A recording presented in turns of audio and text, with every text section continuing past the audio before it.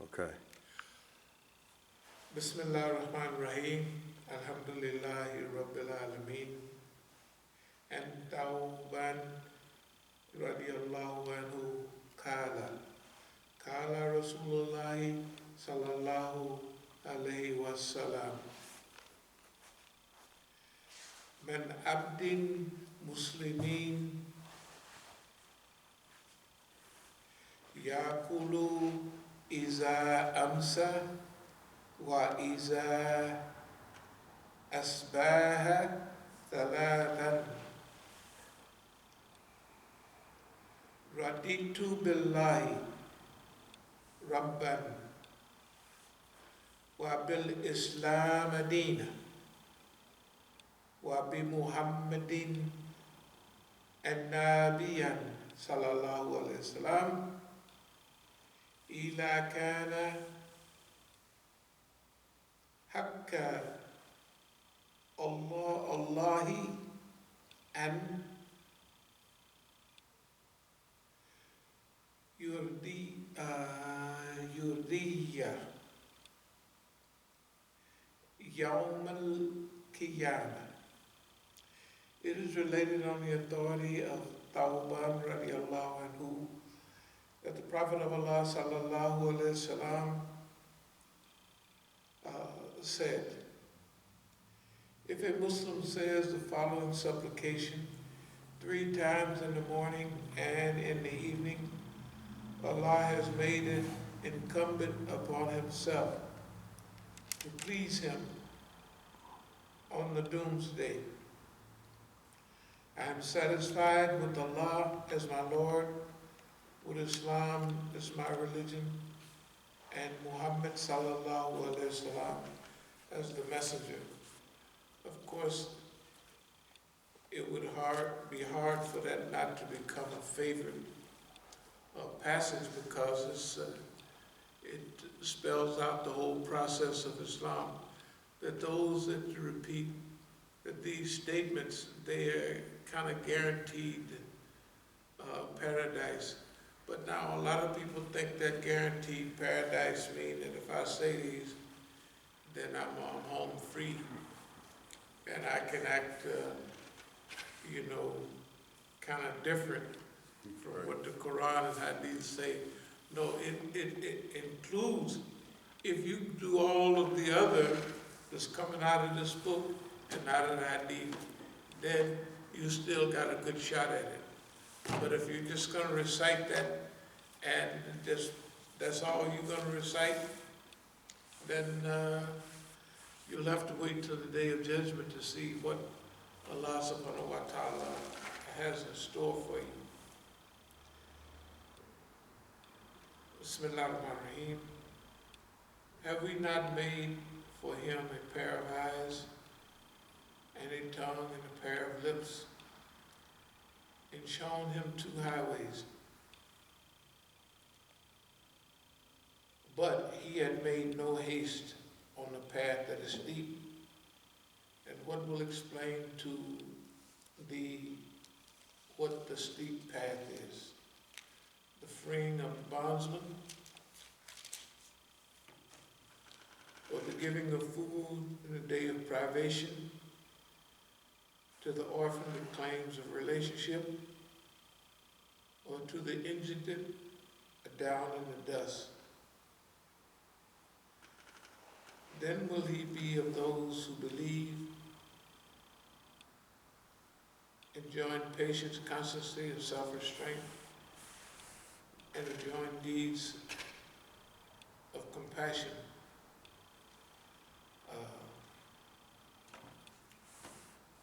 Of course, this couldn't help be but a favorite, and of course, Allah have given us certain faculties and facilities to pull in what we got, what's going on in the world. And after going over some of those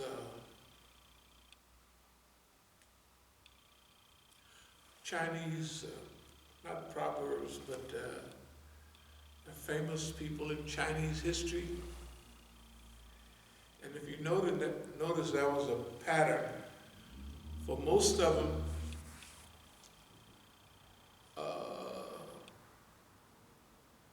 there was a certain pattern, and there were certain things, like we call this guides to better living. There's one of them that says the same thing about that. And if you listen to them, it's nothing but ethics.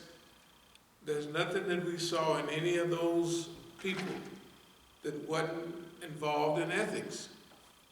And then we can remember the Hadith, seek knowledge even into China.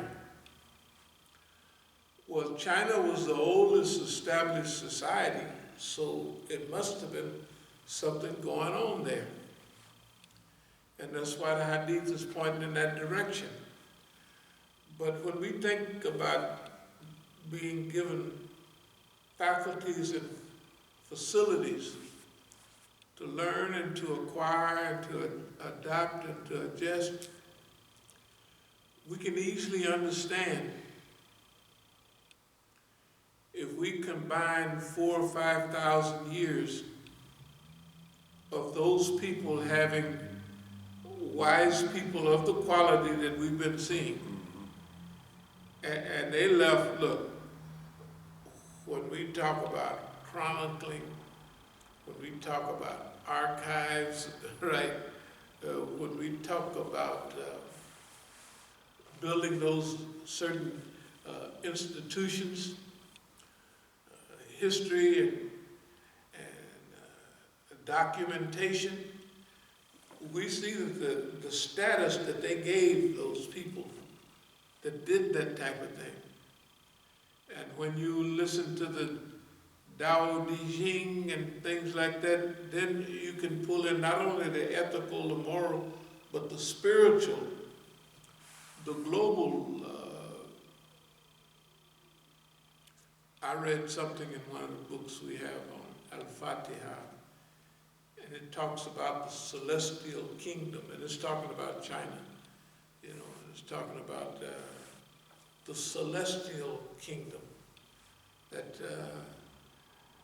so it makes it easy for us to see that it was easily 100,000 or 300,000 prophets or wise men, and now we can't put a name on those people and say that was a prophet, that was, but the lowest they could be considered as those who are rightly guided, you know what I mean, as warners and people who guided people to the right, because they didn't say nothing. They didn't have no misguidance in that. Well, if you steal, you know, you just cover it up like this.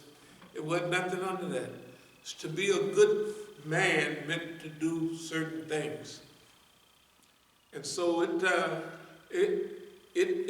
for me, it helped a lot to put things in focus. And then I've been watching about Native Americans and their, you know, their religion and what have you, or their religious teachers, and whenever they got in trouble, they was always expecting a great one to come that would raise the people up, that would lead them to freedom and all of that. And I said, wait a minute. So everybody been hanging out on Mahdi Street, and, you know what I mean, right? Right.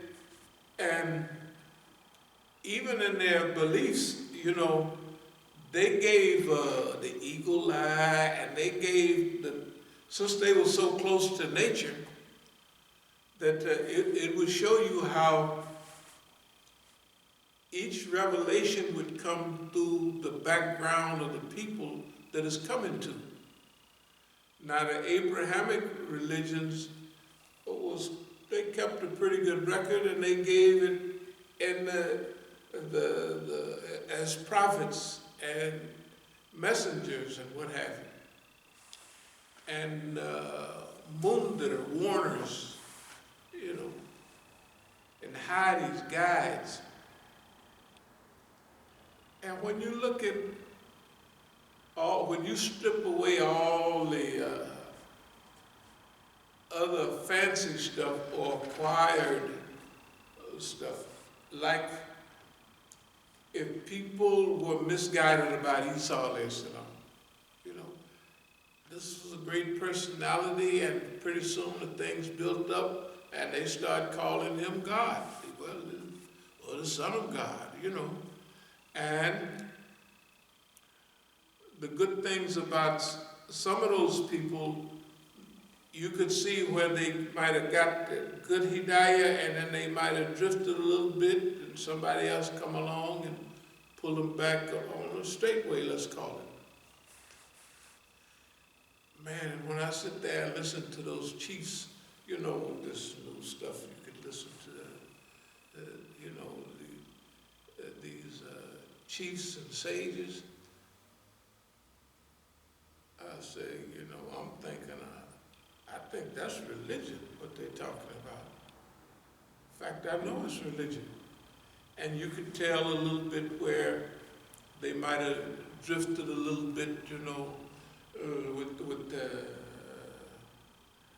not with animal worship, but with the hawk eye. The hawk can see so good that, you know what I mean, they start giving it some little angelic properties, you know. Well, everybody did that throughout history, so they come with somebody else and straighten them out.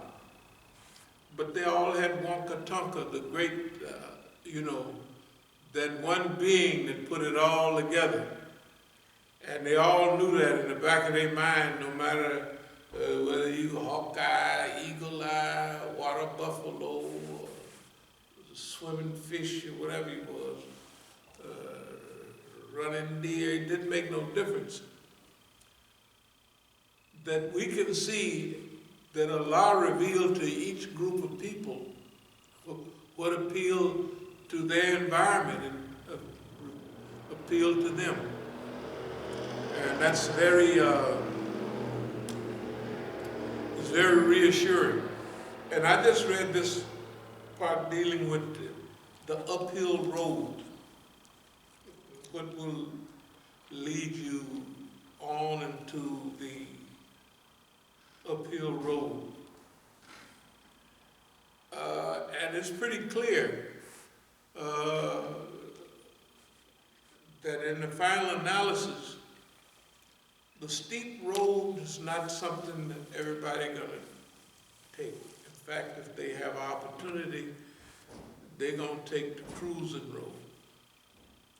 Because the uphill road, the higher you get, the more you start running out of breath, and you know, I mean, just the higher you up in that mountain thin air, you're gonna just get constricted.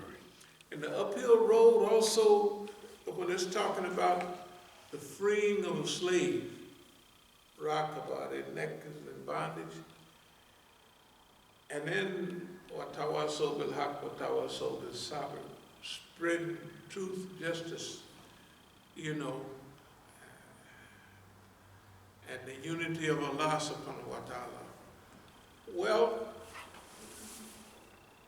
with that, we're going to go into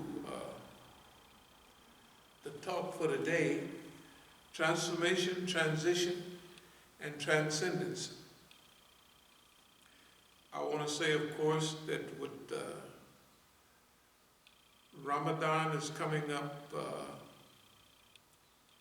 in less than a couple of weeks, because Nisfu Shaban was a few days back. So next week, or at the end of this week, we'll clean up downstairs and clean up here. We'll get all of our food and everything ready. And what we plan to do during Ramadan, we'll have our food and everything. And then Allah knows best how many people will be here. But we're going to prepare food, and we're going to, whatever people come, you see, for us to have a small amount of people here has nothing to do with us and our behavior. Well, it does have something to do with our behavior. Our behavior seems to be a challenge to the system in which we live in. And when you go back and look at those great personalities in history, they didn't have everybody jumping on the bus and jumping on the ride, you know what I mean? That's right. In fact, except for Musa alayhi salam and Prophet Muhammad sallallahu alaihi wasallam, the numbers get to be sometime the guy come by himself. He's just me and myself. That's all it was for him. Right. You see what I mean? Yeah. So we haven't done nothing. You know what I mean? We have been doing what Allah, from everything we can ascertain, from what we've been given, we're trying to live out that, that's what we're expressing, what Allah subhanahu wa ta'ala have given us. And that ain't bad. And also, it ain't sad either. Everybody else, they can do what they want. You know what I mean? They can do what they want. But we're not sad or upset because everybody gone and nobody comes by, or the people is telling the biggest lies, have the biggest congregation. And even it's not that they're lying, it's just that they're not falling in line with reality. You know what I mean? Okay, so anyway. So for us, a good organization is a change agent. Change agents are individuals or groups who strategically manage the formulation, implementation,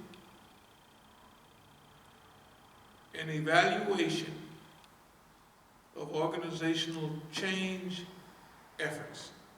In other words, they manage themselves. They're going to be agents of change. Well, agents of change for us means we don't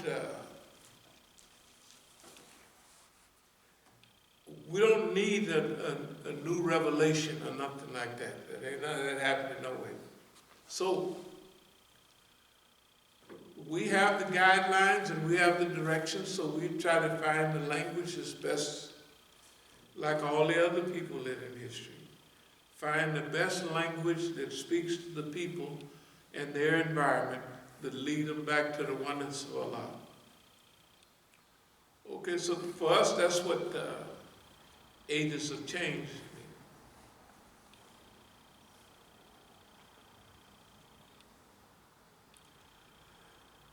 Some of the statements in certain developmental books say something like,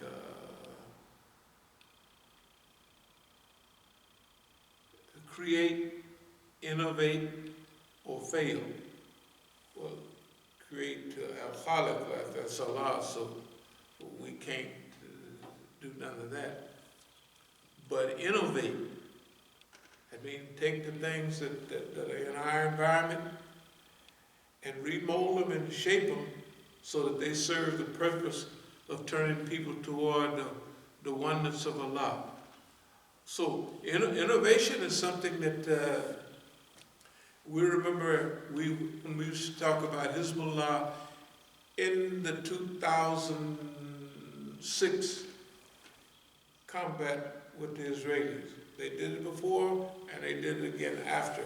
But that one was when they took old weapons. If the Zionists and the Americans used, at that time, 4th and 5th generation weapons, Hezbollah took 2nd and 3rd generation weapons and combined them into a new configuration.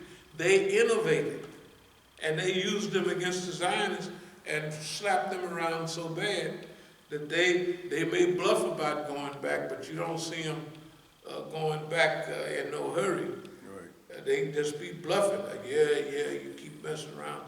Or they may blow up a dock and kill up a lot of people, or they may do something. They don't jump over there on nobody. All right. Okay. Also create but innovate or fail creativity. The ability to combine ideas in a unique way or to make usual or unusual associations between ideas in an important capacity or capability. To innovate means to, as it's saying here, is that we're going to take the things in our environment, reshape it, fashion it, and form it, and make it functional for us. And in order to do that, we have to become a world-class organization. And you know, whether people know it or not, and I think everybody do know it, that we are a world-class organization, you know. And you can tell when Dr. Kaleem Siddiqui, that was over 20 years ago. It was 25 years ago when he made those statements in South Africa. And everybody that heard it, or the leaders, not the people, because there was thousands of people there, they did exactly the opposite of what he was laying out. And we came back home. It started before we left, but it didn't really pick up till, shoot, man, when we came back there a year later, a few months later, they had it, I was stepping into right to what Dr. Kaleem Siddiqui was saying, and every time I stepped my foot, there was a banana peel there or something. I said, this is serious. You know, and then I got the idea. It didn't take long that Dr. Kaleem Siddiqui was our leader, and our leader had put out his thoughts and ideas clearly, so everybody understood. When we went to the airport and coming back, he got in the car with me. He was going to leave sometime later, but he got, Sister Bahia and I was coming back. He got in the car and he was talking about da-da-da-da-da-da. And Sister Bahia asked me, what was he been trying to say? I said, I don't know. Because I know who everybody in the car was, so I didn't know what he was talking about. But he was clear. Basically, there's a great weight, there's a great responsibility.